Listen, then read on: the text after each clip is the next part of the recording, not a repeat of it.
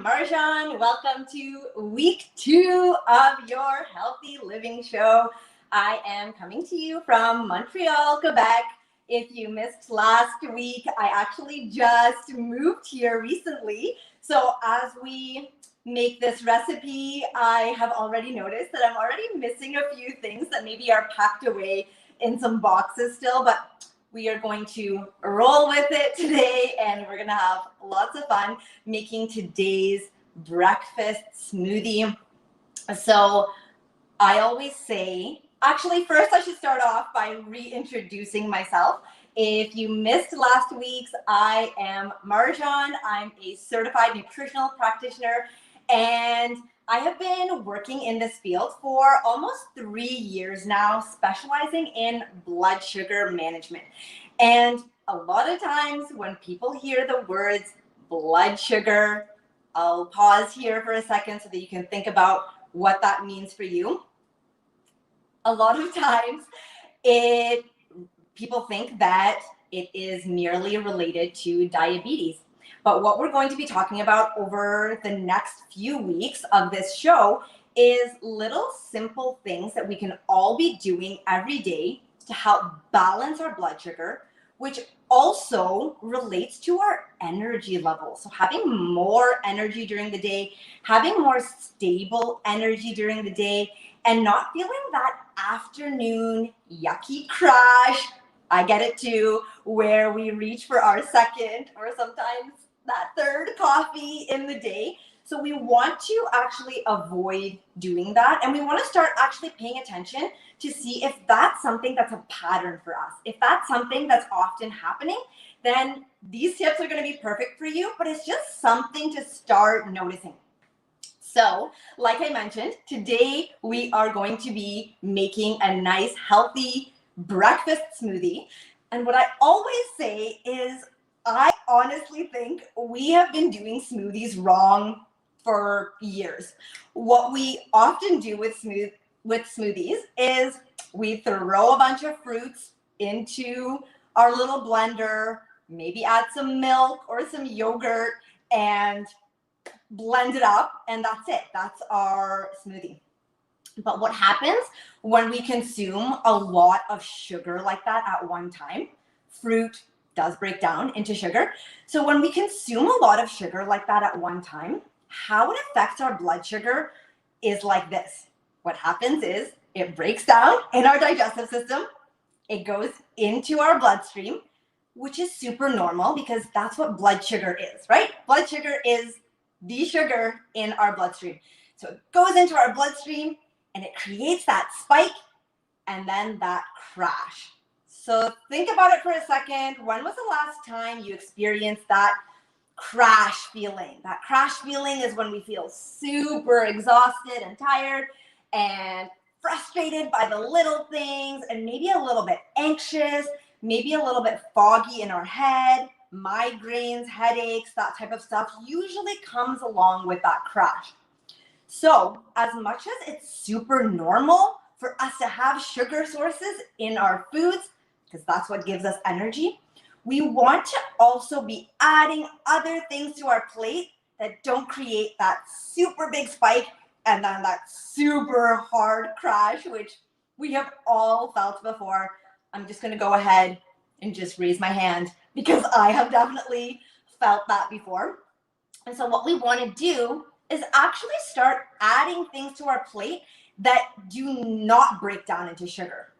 Can anyone think to yourselves, what types of nutrients do not break down into sugar? Any ideas? You guys can think to yourselves. Obviously, I can't hear your minds, but what a lot of people don't realize is that the things that don't break down into sugar are proteins and fats. So a protein source, like for example, a piece of chicken, does not break down into sugar. So if something does not break down into sugar, it's not going into the blood sugar system and it's not creating that spike. It's not contributing to creating that spike. So what we're going to be loading our smoothie with, I have a magic bullet You can use your blender if you have a blender, or if you also have a magic bullet, that works as well too. So I am going to be loading up this magic bullet with all of my ingredients and actually making the smoothie into a full meal. So the reason why I said before that I feel that we have been doing smoothies wrong this whole time is because when we consume something as a meal, so if our smoothie is our breakfast, then it should also have all of the components that a meal would have. So what would a meal have? It would have a protein source of some sort, and that can be plant-based or animal-based. It would contain a fat source. Today's smoothie is going to contain an avocado, so that's going to be our healthy fat. And it would contain carbohydrates and fiber as well too. So we really want to look at our smoothie as if it was a plate, like your dinner plate, for example, right? So we want our food to actually feel satiating and satisfying. And we also want our foods to fill us up. A lot of what I see in my one-on-one practice with my clients is that a lot of times people associate healthy eating with eating less. We don't actually want to be eating less.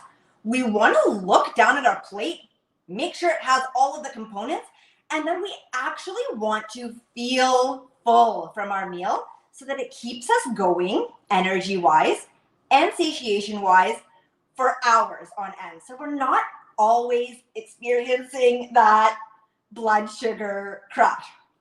So in today's smoothie, we are going to be loading it right up. So I am using cashew milk as my base. You can use any type of milk that you like. Another good alternative is coconut cream. That way you get like lots of healthy fats as well too, which help to keep you full for longer. I am going to use this cashew milk. Almond milk works as well too. Regular coconut milk works. So I put in about this much. You can put in more if you want. It depends on how liquidy you like your smoothies. I don't know if that's the proper word to use for it, but some people like their smoothies to just kind of go down nice and smooth. I actually like my smoothies a little bit more thick and a little bit more pudding consistency. So I don't use too much milk, but you can add more if that is your preference. And speaking of preference, what I always say is that the foods that you are eating should taste good for you. If you're taking notes, highlight that one tons of times, because what I hear the most is a lot of people saying, well, I heard this was healthy, so what I do is I just plug my nose and I chug it back. We do not want to live our lives that way. Life is short. Enjoy your meals. So if you're not enjoying your meals, play around with it. See what works for you and do that. Taste is number one. So I have my milk in there. This is a little bit unorthodox, but I like to throw in about half of an avocado. So I have cut this avocado in half and I have sliced inside. And so what I do is I take a spoon and I throw in this avocado. Again, this goes back to the fact that I love my smoothies really, really creamy tasting. So I put in a full, or I guess I put in half of an avocado. If you wanted to put in a quarter of an avocado, that also works too. Other fat sources that you could use are, I'm looking around at my table here, chia seeds. So chia seeds are a really, really good fat option as well too, considered a healthy fat. And if you've ever had chia seeds, you'll know that they usually expand a little bit in water. So what that does is it actually creates kind of like a puddingy type texture. Some people do not like that. That is okay too. So again, it goes back to your preference. If you don't like something, get rid of it. Life is short.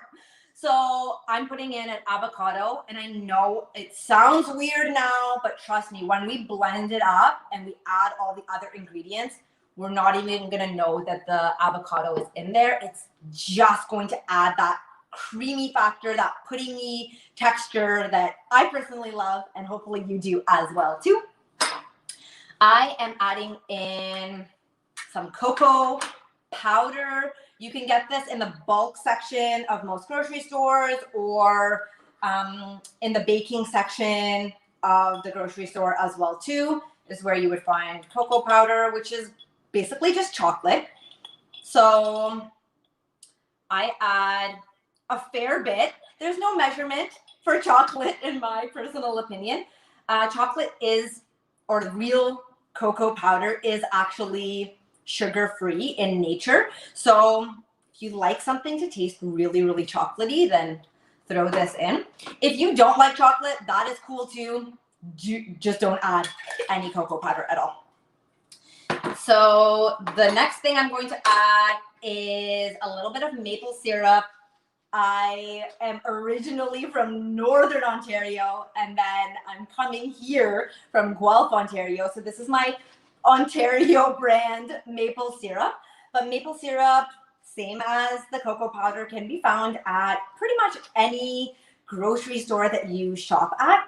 But you want to be careful that the maple syrup that you're using is actual real maple syrup. Now, a lot of people don't know this difference, but maple syrup in its real form that comes like this, I'm going to add just a little bit for taste purposes to my smoothie. Maple syrup actually comes from a maple tree, so that's why they call it maple syrup. And it contains a lot of enzymes and minerals that actually help to balance our blood sugar in the long term. So in the proper proportions, maple syrup can actually be really beneficial as a sugar for blood sugar management for the long term. So I'm in love with maple syrup. I'm like Buddy the Elf from the movie Elf. I put this on everything, but I like to add it into my smoothie for a little bit of sweetness.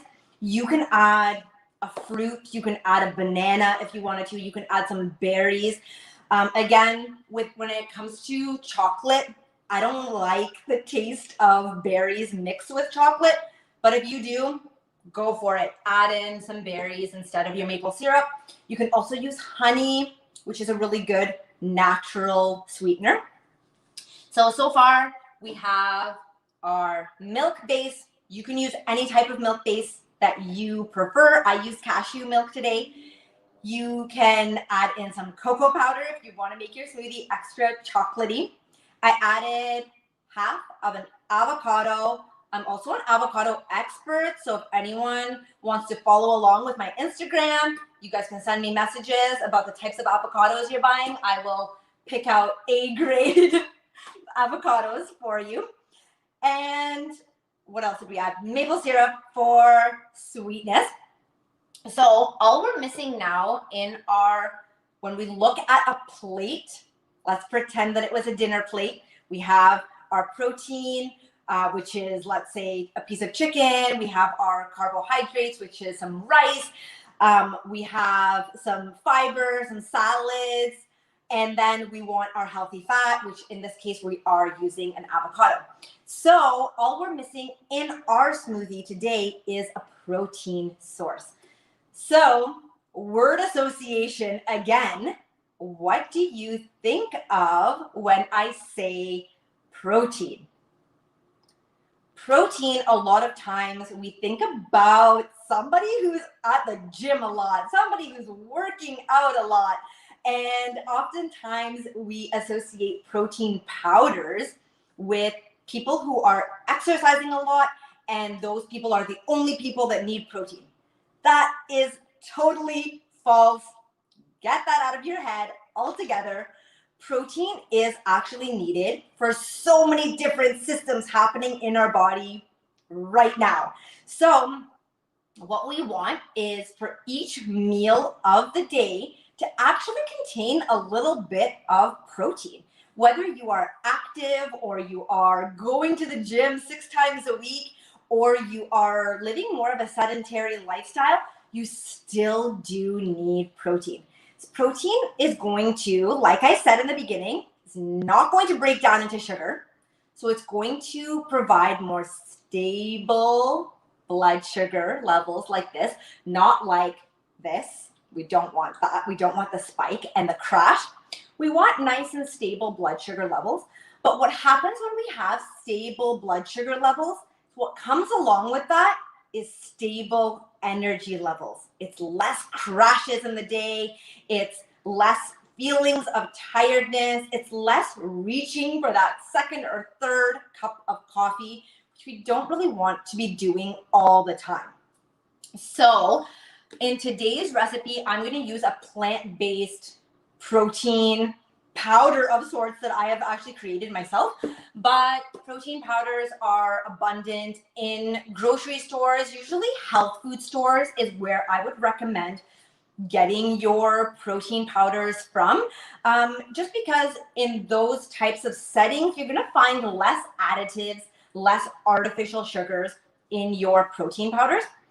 The reason why I recommend a protein powder in your smoothie is simply because it is the quickest way to get a decent amount of protein in your meal, right? Like we're having a meal, so we're gonna have a good amount of protein to keep our energy levels stable.